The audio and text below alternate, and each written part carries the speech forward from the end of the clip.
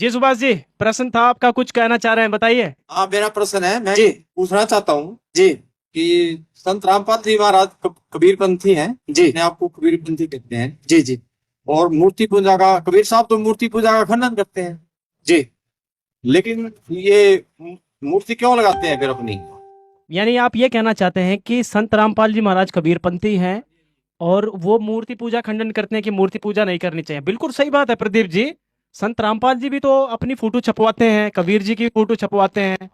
यानी कि सर कहीं ना कहीं वो तो मूर्ति पूजा में आ गई ना, नहीं क्या सर, जवाब? मूर्ति पूजा में नहीं आती वो। मैं इसका जवाब देना चाहता हूँ। जी मूर्ति पूजा अलग चीज है, फोटो लगवाना अलग चीज है।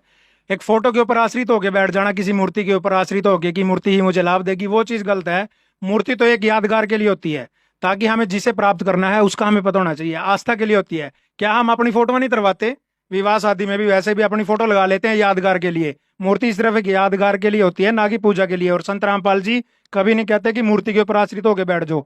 कभी नहीं कहते कि मूर्ति आके रखी और करे जाओ, कबीर साहिब की जय, कबीर साहिब की जय से कोई मोक्ष नहीं होगा। जैसे ये करते हैं ना हिंदू धर्म के, या पंडित जी बका के रखते हैं जिनको, जय गणेश जय गणेश, जय श्री राम, जय माता जी जय माता जी। इनसे कोई लाभ नहीं होगा। ये मूर्ति पूजा में आता है कि मूर्ति के आगे बैठ गए, जय गणेश जय माता। संत रामपाल जी तो मंत्र देते हैं, मूर्ति तो सिर्फ एहसास कराती है कि हमने किसको प्राप्त करना है। यानी उन्हीं। मूर्ति का आदर करना सिखाते हैं संत रामपाल जी। चाहे किसी देवी देवता की भी हो, उसका भी आदर करना सिखाते हैं।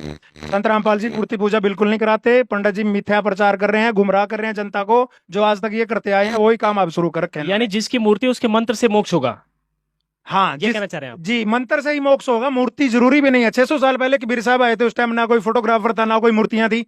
मंत्र से ही तो लाभ होना है। उस टाइम तो कोई मूर्तियां भी नहीं थी, ना कोई फोटो थी, ना कोई घर में मूर्ति लगाता था, ना कोई फोटो लगाता था। उस समय साधन नहीं थे। पंडित जी कह रहे हैं कबीर साहब खंडन करते थे। खंडन अलग चीज था। मूर्तियां उस टाइम नहीं थी, ना ही कोई फोटोग्राफरी थी। अब सिर्फ एक आस्था के लिए फोटो लगाई जाती है। हम जिसको मानते हैं, जिसमें हमारी आस्था है, जिसको हम अपना गुरु मानते हैं या भगवान मानते हैं, क्या उसका एक स्वरूप भी नहीं लगा सकते हम? उसका स्वरूप लगाएंगे, उसको हम देखेंगे, हर दिन उसको याद करेंगे, तो हमें लाभ होगा ना। या उसके आगे बैठे रहो सारा दिन, रामपाल जी लाभ दे देना, रामपाल जी लाभ दे देना, ऐसे थोड़ी मोक्ष होगा। मोक्ष तो मंत्र से ही होगा। जी पंडित जी खुद भी भ्रमित है, इन्होंने ठेका ले रखा है जनता को जी भ्रमित पंडित करने जी, का। ये तो तुलसी साहिब ने भी कहा है, कलयुग केवल नाम आधारा, सुमर सुमर नर उतरे पारा। यानी सुमरण से बेड़ा पार होगा। वो किसका मंत्र कौन संत देता है ये तो मैं नहीं पता है, लेकिन जैसा प्रदीप जी कह रहे हैं कि जिसकी मूर्ति है उसके मंत्रों से ही मोक्ष होगा, कहीं ना कहीं ये जो बात फिट बैठ रही है तुलसी साहिब की वाणी से भी।